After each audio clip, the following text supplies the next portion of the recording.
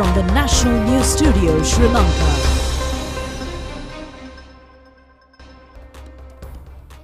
Good evening and welcome to the National News Broadcast.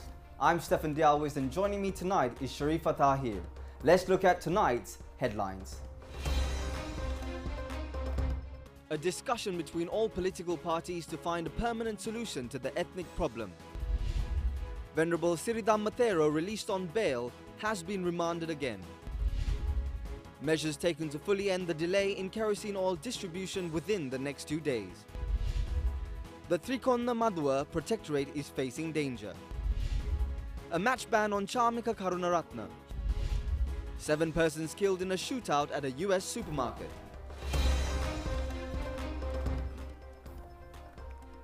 Now a look at our top stories. Debate on the third reading of the budget has commenced today. Votes of the President, the Prime Minister and Commissions were taken up for discussion.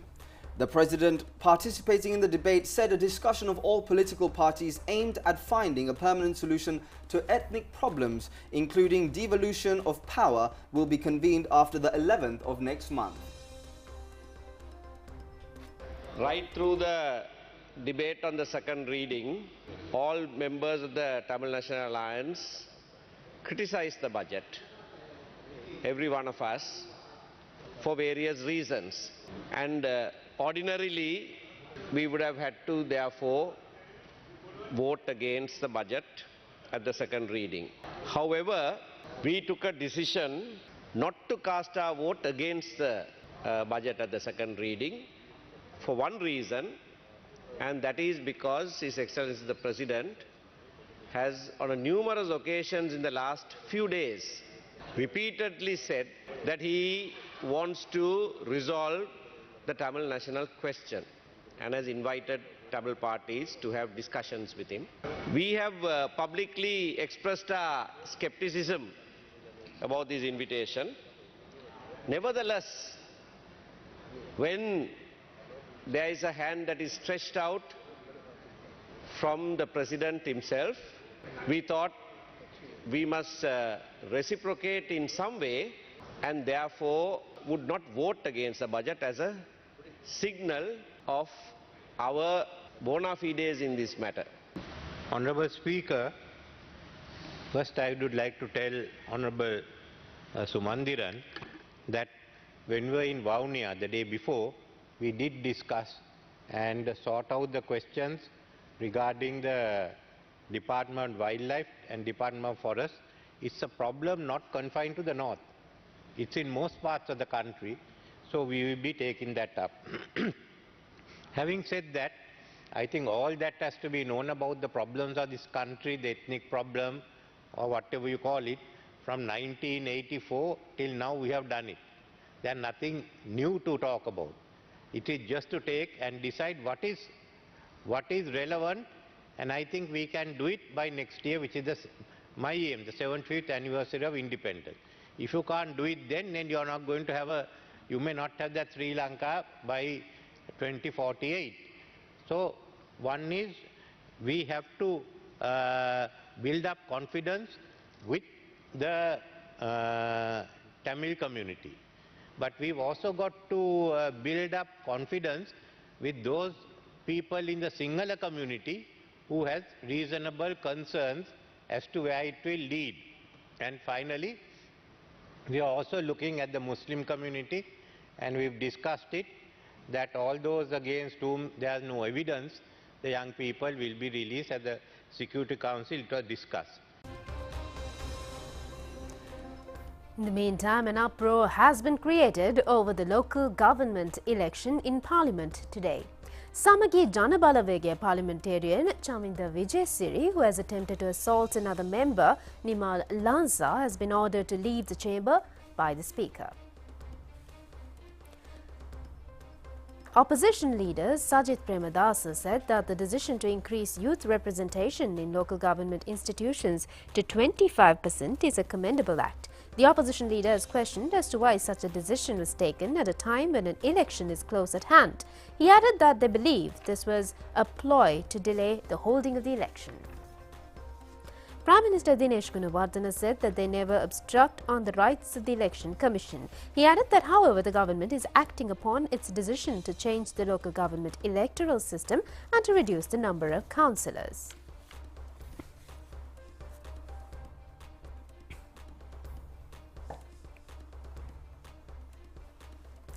A severe environmental damage is taking place in the Trikonamadua Protectorate land near the Suryavava village in Valikonda due to clearing of a forest area for cultivation. Our inquiry has revealed that an organised group was engaged in the destruction since several days.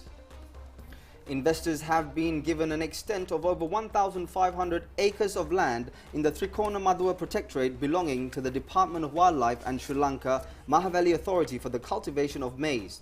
However, the residents say the group is destroying the protectorate according to their will and creating a massive racket.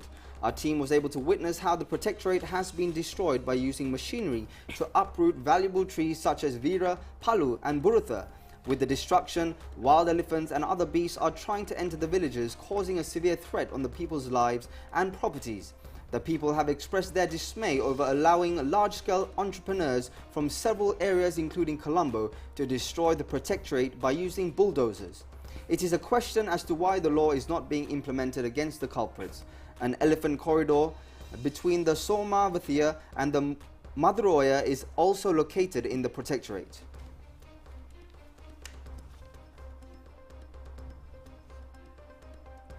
The deep-sea exploration vessel named P-627, handed over to the Sri Lankan Navy by the United States Coast Guard Department, has been commissioned as Navika Nauka Vijay Bahu. President Ranil Wickremesinghe has presided over the ceremony held in this connection at the Colombo Harbour Eastern Terminal yesterday.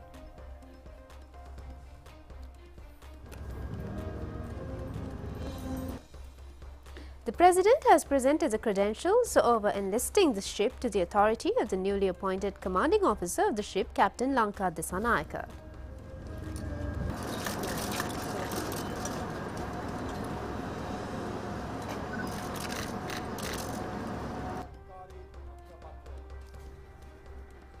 Thereafter, President Ranil Wickremesinghe has unveiled the nameplate and the official logo of the Vijay Bahu vessel.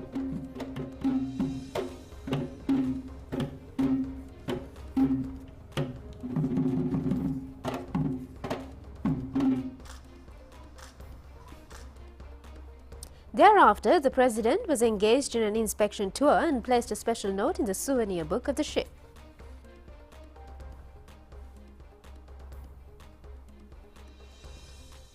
Later on, Commander-in-Chief of the Sri Lankan Navy has presented a special souvenir to the President. Ship Vijay Bahu has a length of 115 meters and a maximum speed of 29 nautical miles. It is also capable to survey a distance of 14,000 nautical miles at once. Senior Presidential Advisor and Chief of the Presidential Staff Sagala Ratnayaka, officials of the three armed forces and foreign diplomats have also graced the occasion.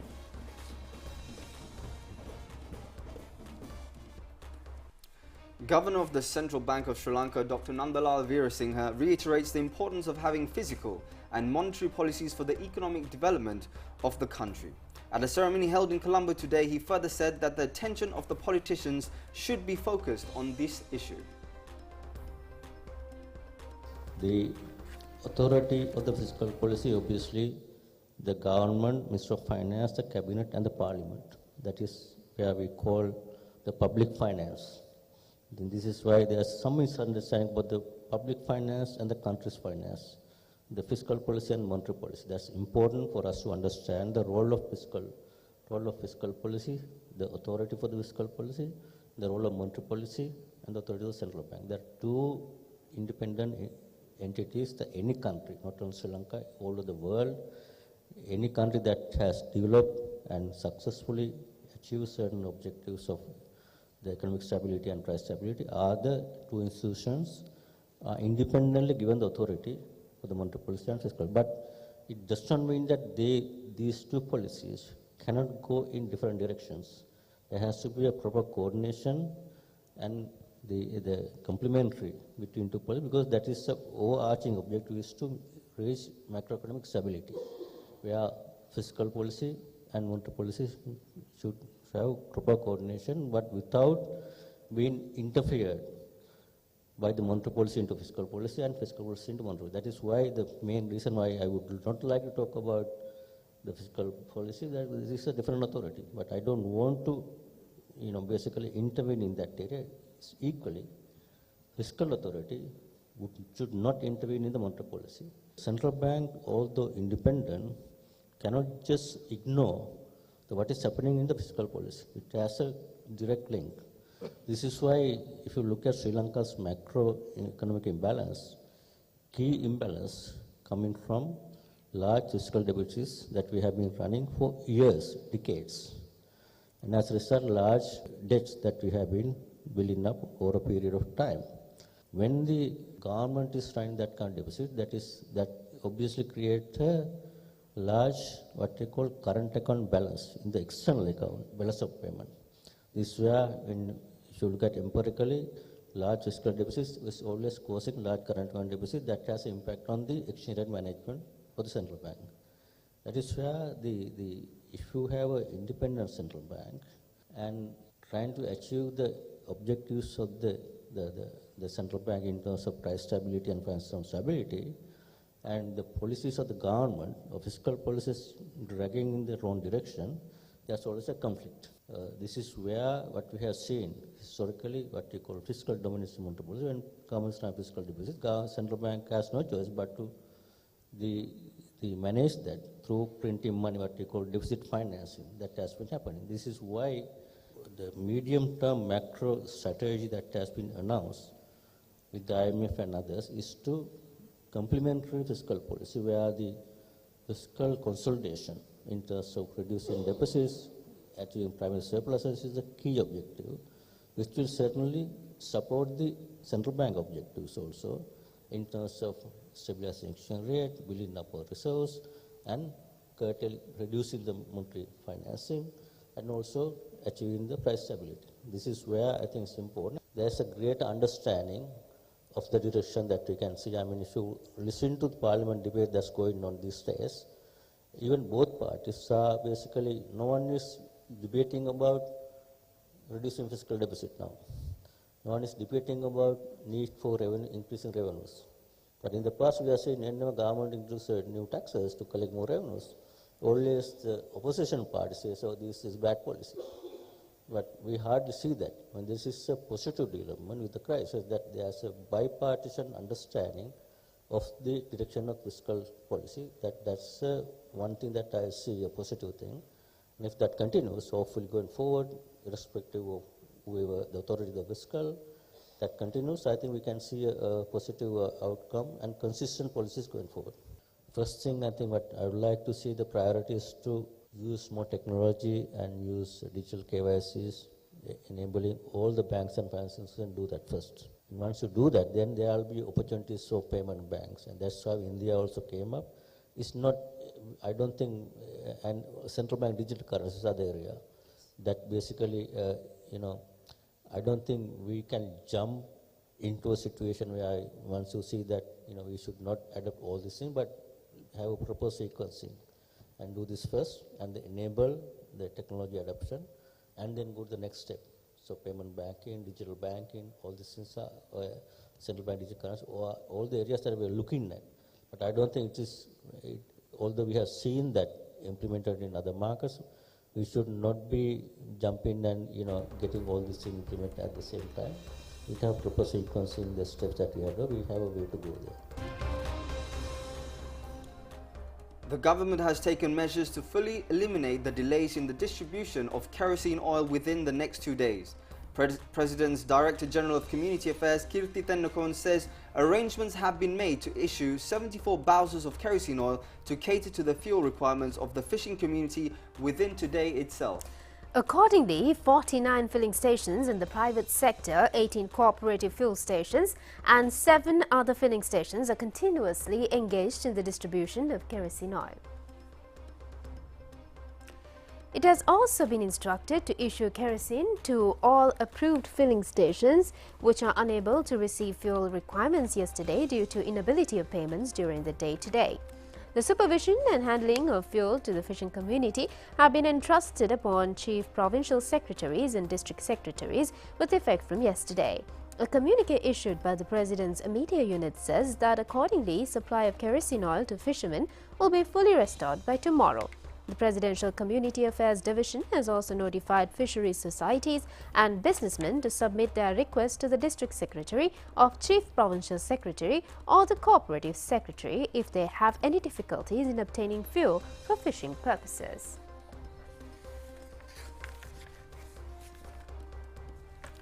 The Ceylon Teachers Union says a group is trying to save its skin through the official uniform of teachers.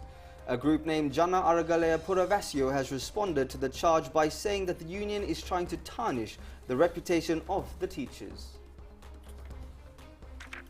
Secretary of the Ceylon Teachers Union Joseph Stalin said that an acting media spokesman has made a statement regarding taking disciplinary action.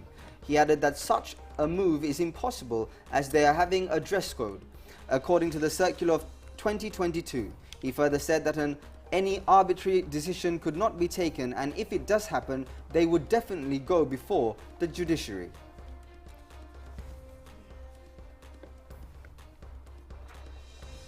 The Sri Lanka Freedom Party is reported to be planning to enroll 1 million new members by the 31st of January next year. General Secretary of the party has made these remarks recently. Meanwhile, former President Mrs. Chandrika Bandaranayake Kumaratunga has made accusations regarding Mr. Maithripala Sirisena trying to mortgage their SLFP to the Rajapakshas. General Secretary of the Sri Lanka Freedom Party parliamentarian Dayasiri Jayasekara said that board of new office bearers has been appointed day before yesterday. He further says recruitment of 1 million new members to the party is hoping to be implemented as a proposal of the president of the party. He also says that the party is still functioning vibrantly. The senior party members are still working with them. Parliamentarian Dayasiri Jayasekara added that it would not be possible to topple the party as a result of actions of several high-ranking parliamentarians. He also said membership of 8 activists who acted against the orders of the Central Committee has been temporarily suspended until completion of the disciplinary inquiry.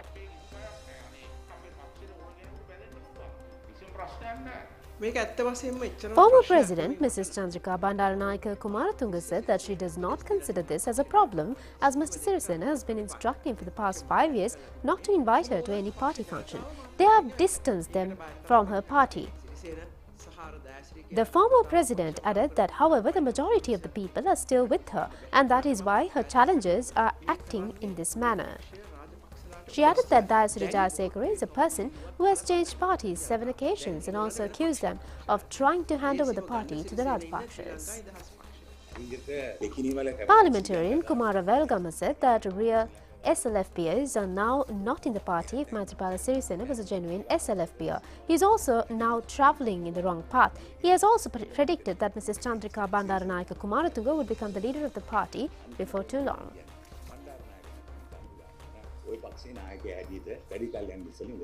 මේ රටේ අද ජාත්‍යන්තරයෙන් සහයෝගයක් ගන්න නම් ගන්න පුළුවන්. අද ඉන්නේ දෙන්නයි. එක්කෙනෙක් රනින්න. 5 coalition parties of the United People's Freedom Alliance say they do not accept Mr. Tilanga Sumathipala as their secretary. In a media release issued this afternoon, it has been pointed out that no notification has been given regarding expelling Mr. Mahinda Amaravira from the position of appointing a new secretary. It further says that neither the Executive Council nor the parties of the alliance has been enlightened regarding the issues. The parties of the alliance of the UPFA, the Mahajana Eksat Peramuna, the Sri Lanka Mahajana Party, Desha Vimukti Janata Party, Elam People's Democratic Party and the National Congress have expressed its astonishment over the decision. The Ministry of Technology says necessary measures are underway to issue the new digital identity card with relevant information, including registration of birth, from next year. The socializing of the new ID would prevent the processing of fraudulent identity cards. The digital ID enables to secure any service, including entering the website. Many countries in the world have already issued IDs with the new technology. Countries in the West and Middle East are already receiving the benefits of digital technology through smart cards and establishing identity over the internet. Jasmine flower cultivators in Ambagamua village in Alla are being subjected to extreme difficulties due to fertilizer shortage and exorbitant prices of insecticides. Around 100 families in the village say that they have been encountering many problems for a period of around 2 years. Jasmine flower produced of the farmers are being transported for sale in areas including Colombo, Anuradhapura, Batikalo and Jaffna. The cultivators point out that it would be possible to fulfill even export targets if necessary land facilities, fertilizer and insecticides are provided.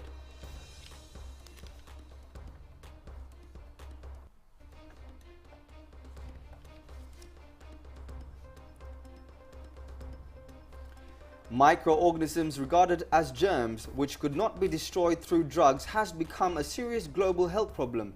The immune response of the microbes is the reason for such a state of events as a result of the microorganisms changing their status in a manner to withstand the medicines. More than 1.2 million people had lost their lives in the year 2019 alone. The World Health Organization estimates that the number of victims may increase by 10-fold by the year 2050. Antimicrobial medicine are being used to prevent the disease-causing actions of the microorganisms which are not visible to the naked eye.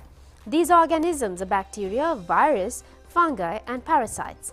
Physicians say, due to lack of knowledge in health literacy, many patients in Sri Lanka are using antibiotics without a proper methodology and without medical advice.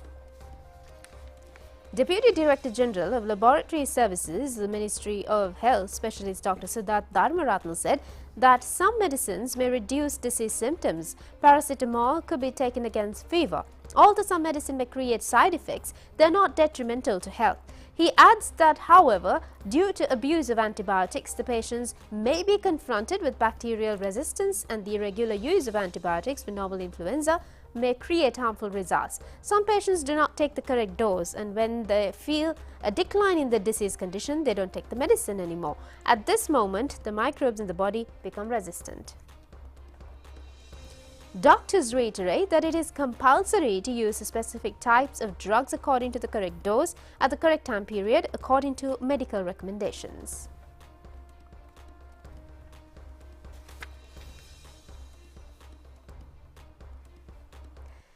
Venerable Galvava Siridamathera, who has received bail today, was once again placed under detention until the 6th of next month. The Kaduvela Magistrate Court has delivered the verdict in this regard over several charges filed against him, including damaging public property at a protest campaign near Isurupaya. The Colombo Magistrate Court has granted bail to Venerable Galvava Siridamathero this morning with regard to another case when he was produced before Colombo Additional Magistrate.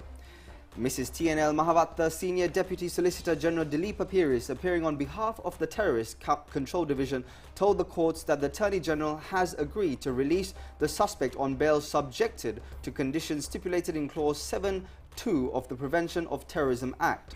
Accordingly, Venerable Galvava Siridamathero was released on 2 surety bails of 500,000 rupees each. His passport has also been taken over. Venerable Thero has also been imposed a bail condition of reporting to the Terrorist Control Bureau in every final Sunday of each month. The additional magistrate has delivered a further bail condition ordering Venerable Thero to refrain from issuing statements regarding the case. It has also been reiterated that the suspect should refrain from engaging in violent activities during the period of the court case. If the suspect violated these orders, his bail would be withdrawn. Further hearings of the case have been postponed till the 12th of next month.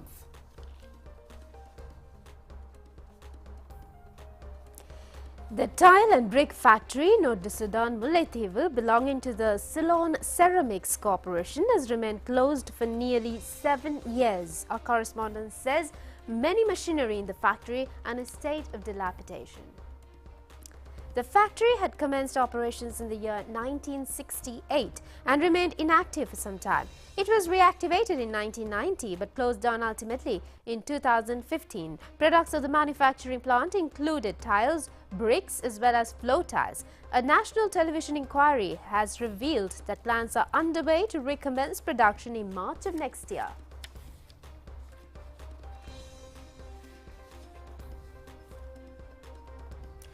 You may recall that we have telecast a news item regarding the birth of triplets to a family of labourers in the Brownswick plantation in Mascalia on the 18th of this month. Upon learning of the pathetic plight of the father of 3 babies, a kind gentleman in Jaffna has come forward to adopt the newly born infants. Father Krishna Kumar, a wage earner in the Brownswick plantation, has admitted that he was unable to look after the newborns as is already having 2 more children of school-going age.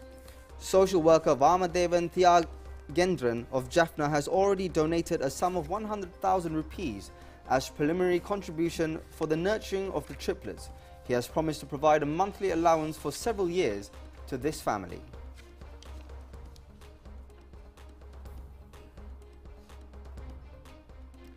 It's time for a quick break. We will be back with foreign news. Prima කොත්තුමි hot and spicy cricket KTM හිස්තන සෂේ පැකට්ටුවේ අංකය සටහන් කර 23:43ට SMS කරන්න. රුපියල් 2,50,000ක මුදල් තෑගි ඇතුළු තවත් වටිනා තෑගි දිනපතා දිනා ගන්න. නොවැම්බර් 30 දක්වා පමණයි. ප්‍රීමා කොත්තුමි ෆන් තමයි. நாடு விட்டு நாடு சென்று நாளும் உழைத்த பணத்தை வீட்டுக்கு அனுப்பும் போது பரிசு குவியல்கள் ஒவ்வொரு நாளுமே 10,000 ரூபாவாம் பெருமதி மிக்கதாய் வாராந்தம் தங்கமா மாதாந்தம் மில்லியனை வெல்லலாமே போட்டியில் கோடிகளை அள்ளலாமே. நீங்கள் வெளிநாட்டிலிருந்து அனுப்பும் பணத்தினை மக்கள் வங்கிக்கு அனுப்பினால் பரிசு குவியல்கள் பீப்பிள்ஸ் ரெமிட்டன்ஸ் கோடி அதிர்ஷ்டம் அனுப்புங்கள் வெல்லுங்கள்.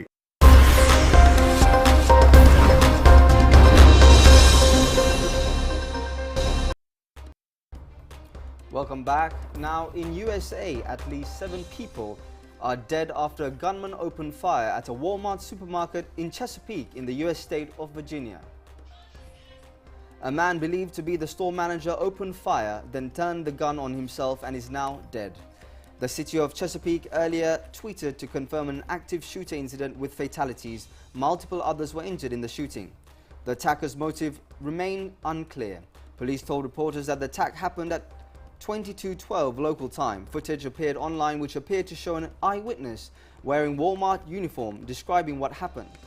He said he had left a staff room with which a manager then entered and opened fire. Police spokesperson Leo Kosinski said the shooting was believed to have happened inside the store and that the suspect acted alone. Walmart said it was shocked at this tragic event and that it was working closely with law enforcement. A further update from police in Chesapeake is expected later on Wednesday morning.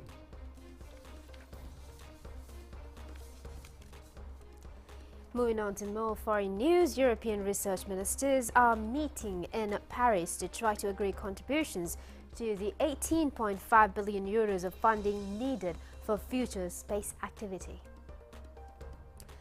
On their agenda are missions to the moon and Mars, and closer to home, satellites to monitor the weather and encrypt global communications. The proposed budget for the European Space Agency is a near 25% increase. Finding the cash will be a challenge, however. Given the big rise in the cost of living across the continent, governments may well be tempted to pull back on their space spending. Member states of the European Space Agency meet every 3 years to agree an activity program and the money needed to fund it. It's a day and a half of tough negotiations. මෙහෙම දිනන්න මෙහෙම වන්න. Prima කොත්තුමි fun තමයි.